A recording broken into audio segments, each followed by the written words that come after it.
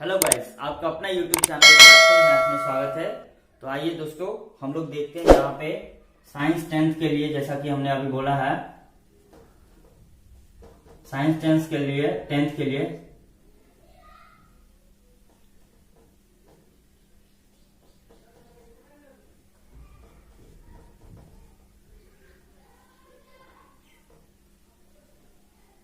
इस वीडियो में हम लोग पढ़ने वाले हैं। इस पिछले वीडियो में जैसा कि हमने 5 पॉइंट तक बता दिया था, छठा पॉइंट का बस जिक्र करके छोड़ दिया था।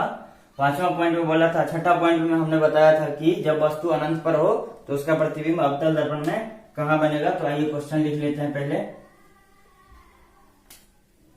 छठा पॉइंट है, जब वस्तु अनंत पर हो, जब वस्तु अनंत पर हो,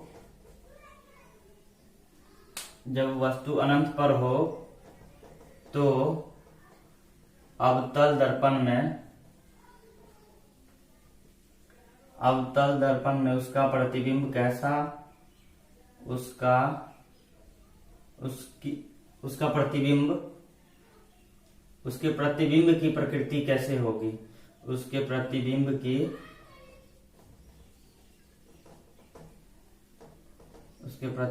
की प्रकृति कैसी होगी।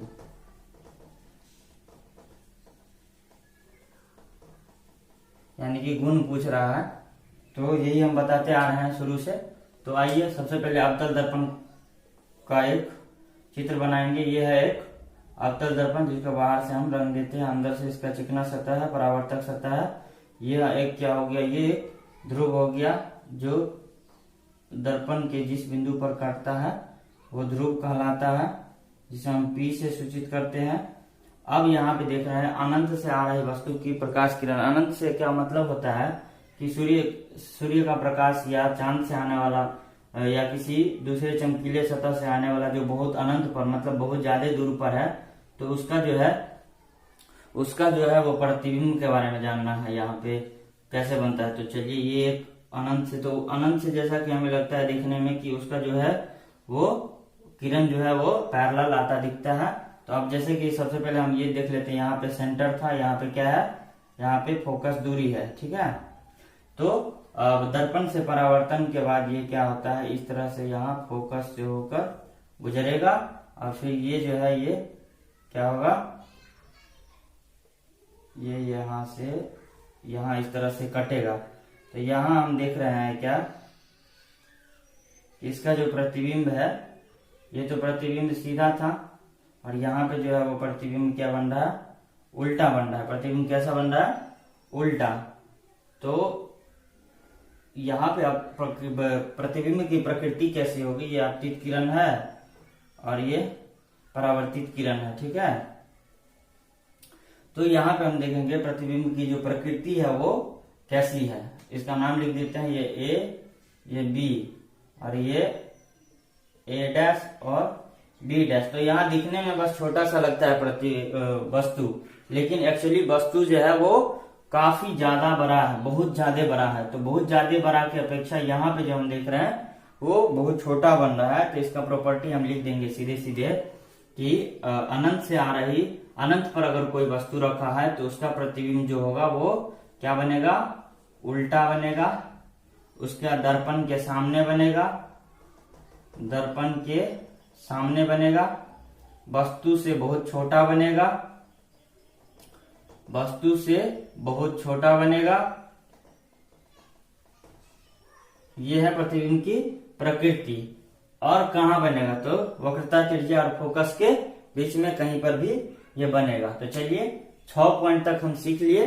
अब इसको एक टेबल के द्वारा देख लेते हैं, यानी कि सारणी के द्वारा देख लेते हैं और वहां भी एक बार समझ लेंगे तो ये हमें सदा के लिए याद हो जाएगा। इसे हमें रट्टा नहीं मारना पड़ेगा, समझ जाएंगे एक बार। तो इससे बहुत सारा ऑब्जेक्टिव आता है, जैसा कि आप लोग मॉडल सेट में भी पढ़ते होंगे, बैक ईयर क्वेश्चन में भी पढ़ते होंगे, तो वहां भी आपको देखने को मिलेगा। तो गाइस, जैसा कि छठा पॉइंट हम सीख चुके हैं, अब हम छठा के बाद इस 6 पॉइंट 7 पॉइंट जितना भी है उस सबका हम लोग टेबल देख लेते हैं, ठीक है। अब टेबल को याद करके इस पे बहुत सारा ऑब्जेक्टिव आता है, जिसमें बहुत सारा कंफ्यूजन होता है कि किसका प्रतिबिंब कैसा होता है। लंबाई चौड़ा, बड़ा छोटा में, सीधा उल्टा में, आभासी और वास्तविक में, और दर्पण के कहाँ आगे पीछे या सामने या पीछे बनता है कहाँ। तो आइए इसके लिए देखते हैं, एगो चित्र बना लेते हैं और उसी चित्र पर सबको हम लोग समझ लेंगे आसानी से। उसको समझिए, ये एक रिवाइज है। अगर आप पिछला वीडियो नहीं देखे हैं, हमारे नए यूजर जो भी है, नए सब्सक्राइबर हैं, तो उनके लिए बेहतरीन मौका है। वैसे मेरा पूरा वीडियो अपलोडेड है, तो आप पीछे भी देख सकते हैं। तो चलिए, इसके लिए यहाँ पे है फोकस, जैसा कि हम जानते हैं, और ये है वक्रता त्रिज्या, और ये है बाहर से कलर किया और ये अवतल दर्पण के लिए प्रॉपर है। तो अब हम जैसा कि जानते हैं, यहाँ पे देखिए, ये है ध्रुव, ये मुख्य अक्ष से गुजर रहा है, तो इसको बोलेंगे ध्रुव। तो अब इसको आसानी से बस 2 मिनट में समझ लेते हैं।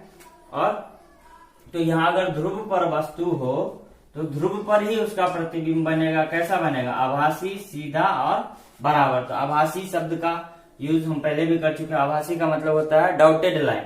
तो यानी कि अगर ये ध्रुव है, ध्रुव पर अगर यहाँ पे कोई वस्तु है तो यहीं पर क्या होगा, सीधा सीधा वस्तु के बराबर और लेकिन आभासी, इस तरह से डॉटेड लाइन से जो है वो वस्तु का प्रतिबिंब बनेगा। दूसरा है पी तथा एफ के बीच।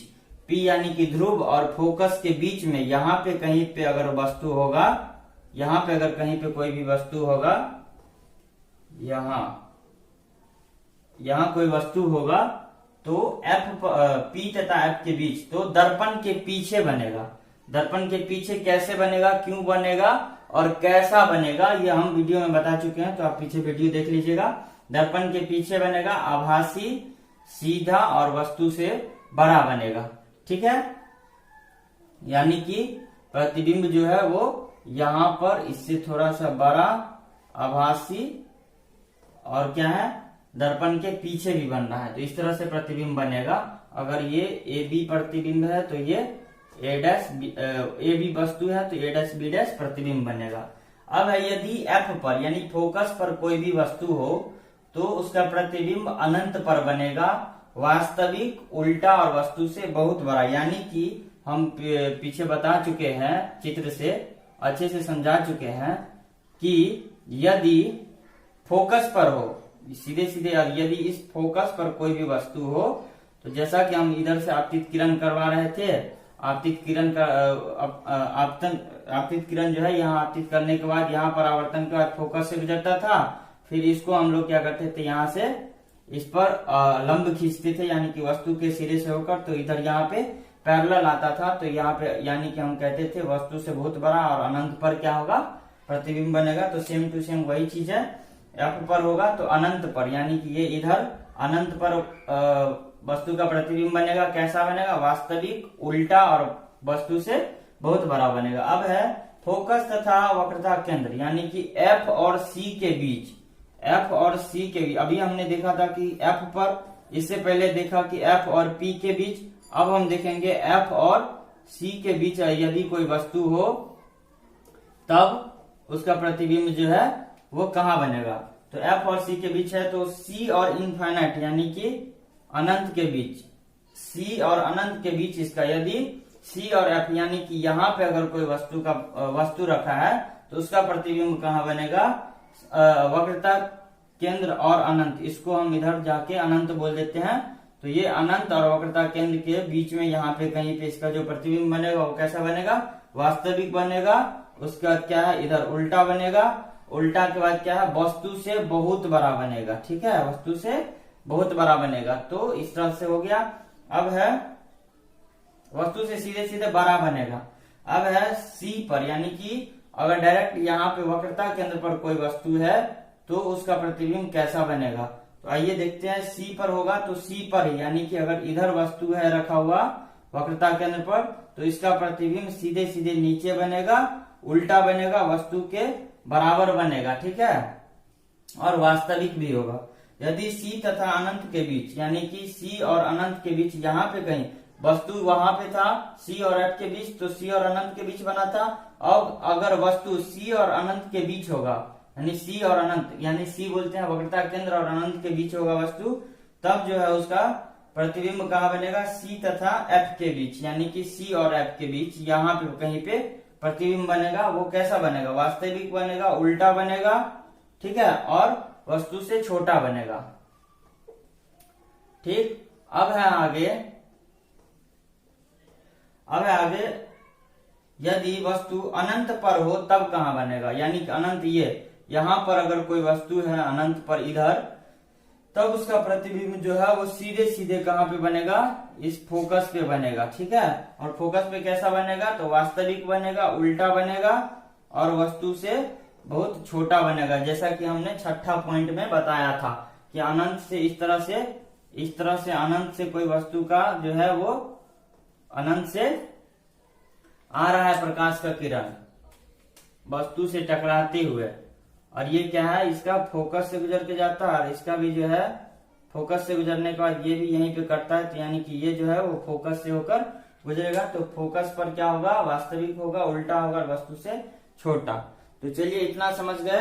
अब एक पॉइंट और बात सीखना है कि अवतल दर्पण का उपयोग कहाँ कहाँ होता है। तो अवतल दर्पण का उपयोग ऐसे आप लोग मुंह से ही समझ जाइए कि अवतल दर्पण का उपयोग हजामती दर्पण में होता है, यानी कि हजामती दर्पण बोलते हैं। जैसे नाई लोग के पास जो हम जाते हैं बाल कटवाने के लिए, तो वहां जो वो दर्पण रखता है वो अवतल दर्पण होता है। उसके बाद अवतल दर्पण का उपयोग होता है सौर कुकर में। सौर कुकर मतलब सूर्य से आने वाली प्रकाश की किरणों को क्या करता है, अवतल दर्पण पूरा उसके चारों दीवार पे होता है अवतल दर्पण लगा हुआ, और वो क्या करता है, सूर्य की किरण को ऑब्जर्व करके किसी एक जगह केंद्रित करके उस प्रकाश को रखता है, जिससे ज्यादा ऊष्मा मिलता है और भोजन पक सकता है आसानी से। फिर उसके बाद है तीसरा, चिकित्सा में अवतल दर्पण का उपयोग होता है। क्यों, क्योंकि चिकित्सक जो है जो मुंह के अंदर या गले के अंदर या कान के अंदर या नाक के अंदर जो कंजेस्टेड जगह है वहां पे देखने के लिए वो अवतल दर्पण का यूज इसलिए करता है कि अवतल दर्पण क्या होता है, जैसे अपसारी, अभिसारी और समानांतर किरण के बारे में आप लोग जाने होंगे। तो वो क्या करता है, बाहर से बहुत ज्यादा मात्रा में प्रकाश को लेता है अवतल दर्पण, और अवतल दर्पण से टकराने के बाद किसी खास जगह पे, किसी केंद्रित जगह पे जो है वो उसका प्रकाश जाता है, जिससे हम आंख, कान, नाक, गला जो है उसके भीतर का या दांत, उसके भीतर का जो प्रॉब्लम है उसको हम लोग उसको जो है चिकित्सक देख पाते हैं। तो इसलिए चिकित्सा में, फिर सौर कुकर में, फिर हजामती दर्पण में, और इसी तरह से बहुत सारे जगहों में आप लोग किताब से भी देख लीजिएगा कि कहाँ कहाँ अवतल दर्पण का उपयोग होता है। अब है आगे हम लोग पढ़ेंगे अब उत्तल दर्पण के बारे में। उत्तल सेम टू सेम अवतल दर्पण में जैसे हम लोग पढ़े हैं उसका चित्र देखे हैं, चित्र देखने के बाद टेबल देखे हैं, टेबल देखने के बाद उत्तल दर्पण का उपयोग देखे हैं। तो सेम टू सेम वही चीज हम लोग अगले वीडियो में देखेंगे। और उसके बाद तो चलिए अब इतना ही हम आज का क्लास है। धन्यवाद।